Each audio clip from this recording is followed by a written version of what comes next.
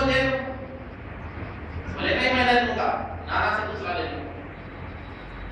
امام حسین اللہ کے محبوب کی بارگاہ میں گئے, روتے ہوئے عرض کرے نانا جان جس طرح آپ نے بھیا کو بچہ دیا ہے رنگ کا, مجھ کو بھی چاہیے, مجھے بھی عنایت فرمائیں.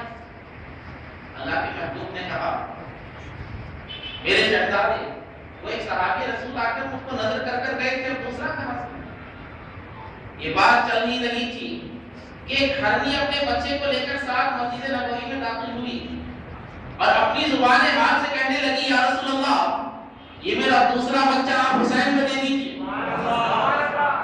حسین کا رونا ہم کو پسند نہیں ہے, یہ جو ایک بچہ تھا یہ میرا ہی تھا جو آپ کے صحابی نے لا کر آپ کو نظر کر دیا. اب میں چاہتی ہوں کہ حسین کو نہ رلائے بلکہ یہ میرا بچہ حسین کے لیے قربان کر دے. جان عمر کی امام سے محبت کیا کرتے تھے. دنیا جس کو فاروق اعظم کہتی ہے اور فاروق اعظم کی شان یہ ہے آدھی دنیا قبضے میں. حضرت عمر رضی اللہ تعالیٰ عنہ کے رباب کا عالم یہ تھا, خلافت فاروقی میں کسی کی مجال نہ تھی کہ روٹی نہیں کرنی, کسی کی مجال نہ تھی کہ دودھ میں پانی ملا. بالکل اسٹرکٹ تھے آپ, شریعت پہ پابند تھے. ایک دفعہ آپ کا بھی چھپے مبارک پڑ گیا تھا کڑی دھوپ میں. آج اگر اللہ ہم کو عنایت فرما دے تو ہم ہماشوں کے کپڑے پہن لیں, لیکن قربان جاؤ سیرت صحابہ پر, صحابہ کی زندگیوں پر. دنیا ان کے قبضے میں تھی لیکن ان کے لباسوں میں 70 پیمن لگے تھے. سادگی کا یہ عالم تھا. کوئی بادشاہ یا کوئی اور شخص ایسی مثال پیش ہی نہیں کر سکتا. ننگی پیٹھ ہے, گرمی کا مہینہ ہندوستان کی نہیں بلکہ عرب کی گرمی, اپنے لباس کو خود سی رہے ہیں.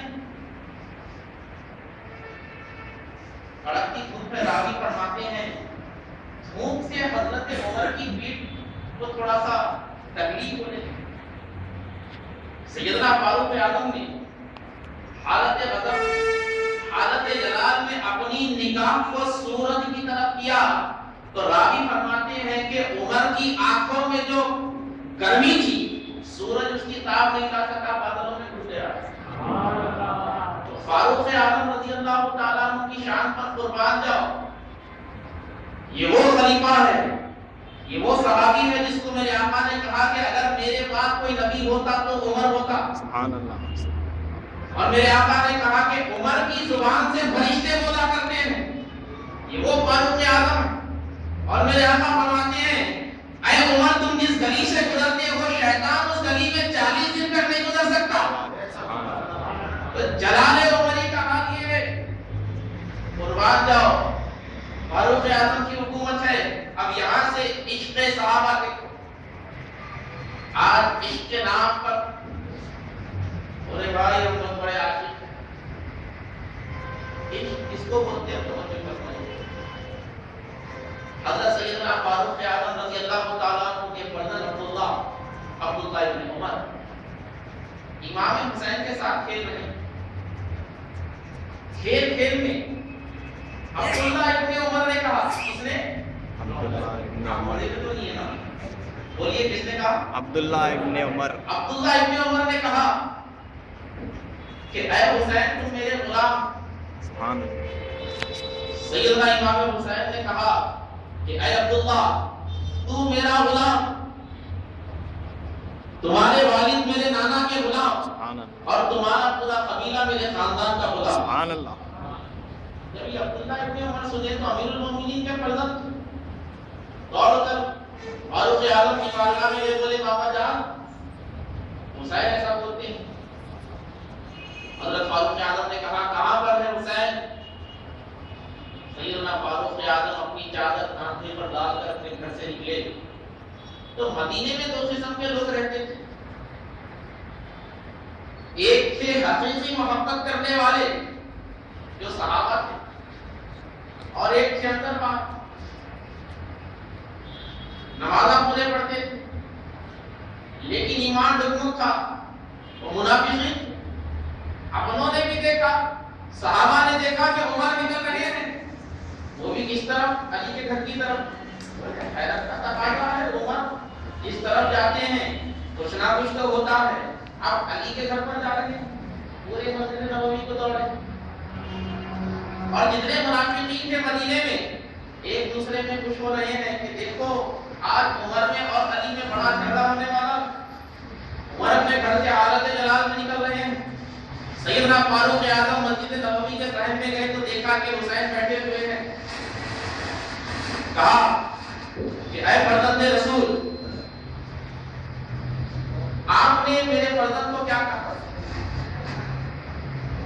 امام علی مقام تھے، رسول اللہ کے شہزادے تھے، بولے کہ اے عمر، میں نے کہا کہ تم میرے نانا کے غلام ہو، تمہارے بیٹے میرے غلام ہیں، اور تمہارا پورا خاندان میرے قبیلے کا غلام ہے۔ حضرت فاروق اعظم نے جب یہ الفاظ سنے تو کہا کہ اے شہزادے رسول، کیا آپ لکھ کر دیں گے؟ اتنی بھی چیزیں آپ کہہ رہے ہیں کہ آپ مجھ کو یہ لکھ کر دے سکتے ہیں؟ کہا کہ میں لکھنا تو نہیں جانتا، میں اپنی سند لگا دوں گا، میں اپنی سند لگا دوں گا۔ مدینے کے ہزاروں زائرین دیکھ رہے ہیں کہ سیدنا فاروق اعظم رضی اللہ تعالیٰ لکھ رہے ہیں کہ آج سے عمر رسول اللہ کا غلام ہے، رسول اللہ کے اہل بیت کا غلام ہے، عمر کا قبیلہ بنو ہاشم کا غلام۔ امام حسین نے دیکھا، دیکھ کر اپنا انگوٹھا لگایا، اپنی سند مار۔ اب فاروق اعظم اور ٹھیکری لے کر، اس پہ لکھا گیا تھا یا پھر وہ ہرن کی چمڑی کی ایک کھاد تھی، اس پر پیپر کے طور پر یوز کیا جاتا تھا، وہ لے کر مسجد نبوی کے صحن میں جھوم رہے ہیں، رقص کر رہے ہیں۔ صحابہ بولے اے عمر، آپ سب کو بولتے کہ رقص نہیں کرنا، آپ بڑے شریعت کے پابند، لیکن آج آپ کو کون سی خوشی مل گئی جو آپ جھوم رہے ہیں، وجد کر رہے ہیں، رقص کر رہے ہیں، ایک کام پر جھوم رہے ہیں؟ حضرت عمر بولے کہ لوگوں، آج تک عمر سوچتا تھا کہ میدان محشر میں جب اٹھوں تو اللہ کو کیا جواب دوں گا، کیا چیز دکھاؤں گا، لیکن آج حسین نے مجھ کو اپنی غلامی کی سند دی ہے، کل اللہ پوچھے گا کہ عمر کیا لے کر آیا ہے، تو میں کہوں گا کہ مولا یہ حسین کی غلامی کی سند لے کر آیا۔ سیدنا فاروق اعظم رضی اللہ تعالیٰ عنہ امام سے اتنی محبت کرتے تھے، مال غنیمت تقسیم فرما رہے ہیں۔ مال غنیمت جو ہوتا ہے، کافر ہار جاتے ہیں، ان کا جتنا مال ہوتا ہے مسلمانوں کے اندر میں آتا ہے، اب بڑا پھیلا بچھا دیے مسجد نبوی میں، اس کے اندر زیورات ہے، اشرفیاں ہیں، درہم ہے، دینار ہے۔ اب جتنے لوگ شریک ہوئے تھے وہ غزوے میں، ہر آدمی کو حضرت عمر 500 درہم دے، 500 درہم، 500 درہم۔ امام حسن امام حسین کی عمر 12-13 سال ہے، حضرت عمر کے پاس آئے، حضرت عمر جو جنگ میں گئے تھے ان کو 500 دیے، امام حسن کو 1000 درہم دیے، امام حسین کو 1000 درہم دیے۔ حضرت عبداللہ ابن عمر حضرت عمر کے شہزادے آئے، ان کی عمر تھوڑی بڑی تھی، ان کو 500 درہم دی۔ اب فرزند نے کہا کہ امیر المومنین، میں آپ کا بیٹا ہوں، بیٹے کو 500 درہم دے رہے، حسن و حسین کو 1000 درہم دے، جبکہ ہم غزوے میں شامل تھے، ہم جنگ میں شامل تھے، یہ لوگ نہیں تھے، اور میں رسول اللہ کے دور میں بھی نہیں غزوات میں شامل ہوا۔ تو سیدنا فاروق اعظم نے کہا کہ بیٹے، 1000 درہم کا مطالبہ کرنے سے پہلے حسین کی جیسی شخصیت بنا کر آؤ، تمہارے والد حسین کے والد کی طرح نہیں ہو سکتے، تمہاری والدہ حسین کی والدہ کی طرح نہیں ہو سکتی، اور تمہارے نانا حسین کے نانا کی طرح نہیں ہو سکتے۔ فرمایا کہ تمہارے والد عمر ہے، حسین کے والد علی المرتضیٰ، تمہاری ماں کوئی اور ہے، حسین کی والدہ فاطمہ بنت رسول ہے، اور حسین کے نانا دو جہاں کے تاجدار ہیں، پہلے ایسا نسب لے کر آؤ پھر ہزار درہم دیتا۔ سبحان اللہ۔ تو سیدنا فاروق اعظم رضی اللہ تعالیٰ عنہ اہل بیت سے بے انتہا محبت کیا کرتے تھے۔ اب ایک چیز آپ کی طرف متوجہ ہو کر کہنا چاہتا ہوں، محبت کے یہ معنی نہیں کہ زبان سے کہی جائے کہ میں فلاں کا عاشق، میں نبی کی آل سے محبت کرتا ہوں۔ محبت مودت یہ دلیل مانگا کرتی ہے۔ میلاد کا کھانا چل رہا ہے، سیٹ صاحب بکرے ذبح کر رہے، بولے 12 دیگ چڑھے ہوئے، فخر سے بول رہے ہیں کہ اللہ کے محبوب علیہ السلام ہم کو بچا لے، میلاد کا کھانا کھلا۔ خدا کی عزت کی قسم ہے، اللہ کے محبوب علیہ السلام ایسے کھانے کو قبول فرماتے ہیں، کھلانے والا اگر آل رسول کا عاشق ہے تو اس کی ہر عمل کو اللہ کے محبوب قبول فرماتے ہیں۔ دیگوں کی دیگیں چڑھ رہی ہیں، اور اسی محلے میں کئی سادات کے گھر ایسے ہیں جن گھروں میں چولہا نہیں جلتا،